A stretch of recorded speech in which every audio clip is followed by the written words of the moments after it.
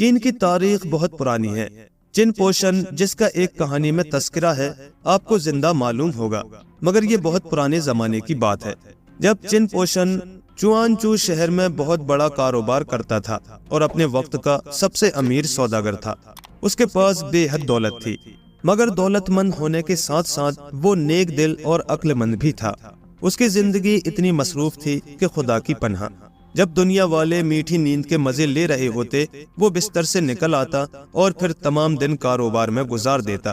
جتنا پیسہ اتنا ہی کام، وہ تمام وقت لوگوں سے ملاقات کرنے، کاروبار میں روپے لگانے، قرضہ حاصل کرنے اور قرضہ دینے، چیزوں کی خرید و فروخت، ٹیکس ادا کرنے یا ٹیکس بچانے کے چکر میں پھنسا رہتا۔ اسے رات کو بھی آرام نصیب نہ ہوتا تھا۔ رات کو کھانا ہمیشہ دیر سے کھاتا یا پھر کھاتا ہی نہ تھا۔ بستر پر لیٹ کر اسے پہروں نیند نہ آتی، کروٹیں بدلتے ہوئے اس کا دماغ حساب کتاب میں الجھا رہتا۔ اس کی بیوی جو اسے بے حد چاہتی تھی سوچا کرتی کہ کام کے ساتھ آرام اور تفریح بھی کرنی چاہیے۔ وہ کہتی آپ کچھ دیر کے لیے کام روک کیوں نہیں دیتے؟ کام کا کیا ہے، ہوتا ہی رہے گا۔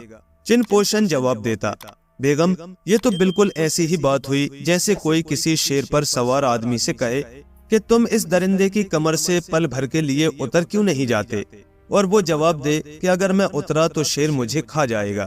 چن پوشن کے پڑوس میں ایک غریب آدمی رہتا تھا۔ چن پوشن جتنا امیر تھا یہ آدمی اتنا ہی غریب۔ اس آدمی کا نام تھا لی بیچارہ مزدور تھا، جہاں محنت مزدوری ملتی چلا جاتا۔ کھیتوں میں ہل چلانے کا کام مل جائے یا سڑکیں کوٹنے کا، اس کے لیے سب برابر تھے۔ مزدوری بہت تھوڑی ملتی تھی، بس اتنے پیسے مل جاتے جس سے وہ اپنا اور اپنی بیوی کا پیٹ مشکل سے پالتا اور موٹا جھوٹا پہن کر گزارا کرتا۔ لی تمام دن جان کھپا کر پسینے پسینے ہو جاتا تھا۔ رات کو تھکا ہارا گھر لوٹتا، آتے ہی پہلا کام یہ کرتا تھا کہ اپنی دن بھر کی کمائی بیوی کی جھولی میں ڈال دیتا۔ اب اسے کوئی فکر نہیں ہوتی تھی، دال روٹی کھا کر خدا کا شکر ادا کرتا۔ گرمیوں کے دنوں میں جب شام کا جھٹپٹا ہولے ہولے پھیلتا، لی اپنی جھونپڑی کے باہر بانسری لے کر بیٹھ جاتا اور سریلے سروں میں کوئی گیت چھیڑ دیتا۔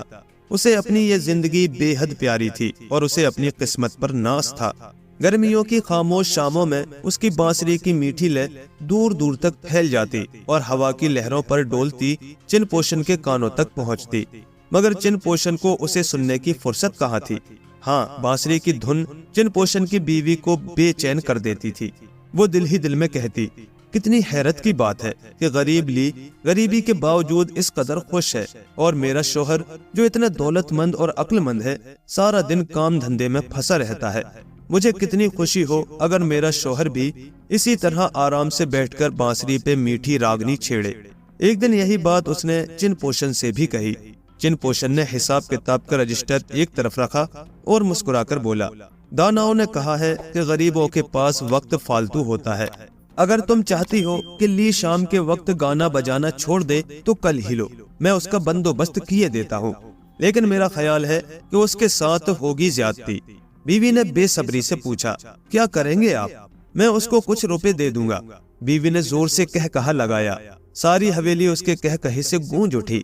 کتنی خوشی کی بات تھی کہ آج اس حویلی میں وہ کھل کر ہنسی تھی۔ پھر اس نے شوہر سے کہا لیکن لی روپیہ لے کر تو اور زیادہ خوش ہوگا۔ چن پوشن نے جواب دیا دیکھیں گے، اگر تم نے اسے کل شام بھی بانسری بجاتے سنا تو میرا نام بدل دینا۔ دوسرے دن صبح سویرے چن پوشن نے لی کو بلانے کے لیے نوکر بھیجا اور کہا کہ اس سے کہنا سیٹھ صاحب تم سے بات کرنا چاہتے ہیں۔ بھلا لی سیٹھ صاحب کے حکم کو ٹال سکتا تھا؟ دوڑا دوڑا آیا۔ لی کو دیکھ چن پوشن کرسی سے اٹھا اور بولا آؤ بھائی لی، میرا بہت جی چاہتا تھا کہ کبھی تم سے ملوں، مگر کیا کروں، فرصت ہی نہیں ملتی۔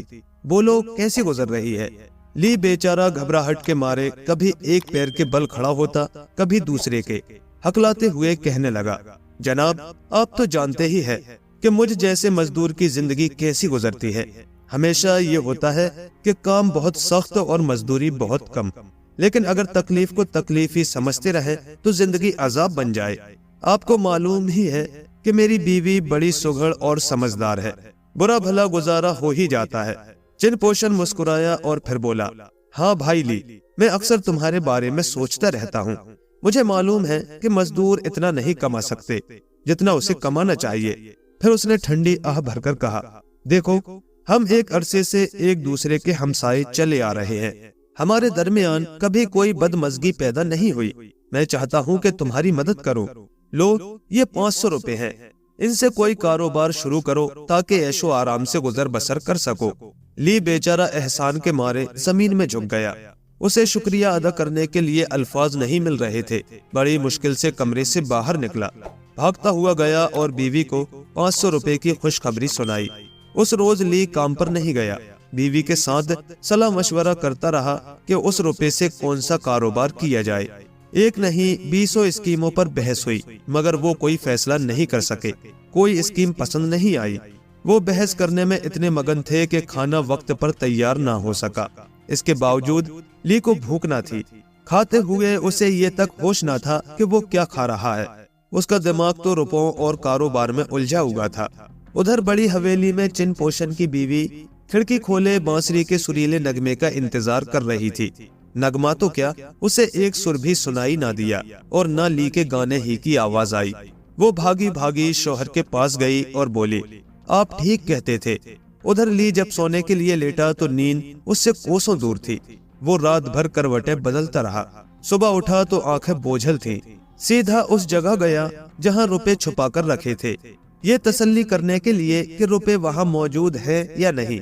उसके बाद 2 दिन और 2 रातें दोनों मियाँ बीवी रुपए को कारोबार में लगाने की फिक्र में परेशान रहे। मेरा ख्याल है कि तीसरी रात जब ली बिस्तर पर लेटा तो बेचैन था।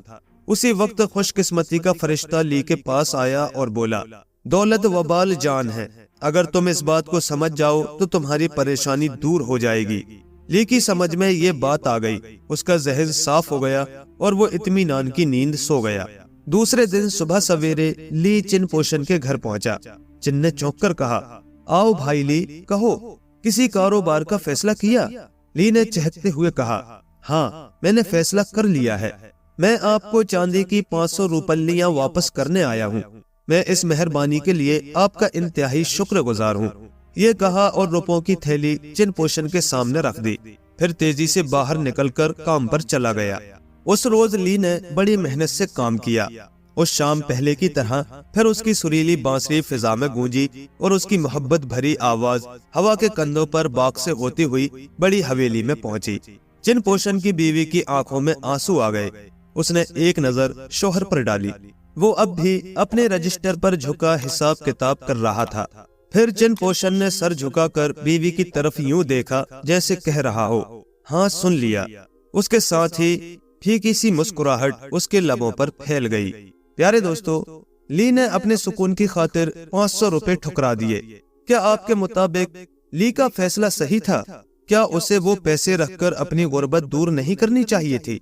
इसके मुताल्लिक आपकी क्या राय है, हमें कमेंट में जरूर बताएं। मजीद ऐसे ही दिलचस्प किस्से कहानियों के लिए चैनल को सब्सक्राइब कर लें, साथ ही बेल आइकन को प्रेस कर लें। मिलते हैं अगली वीडियो में एक नई कहानी के साथ। तब तक के लिए अस्सलामु अलैकुम।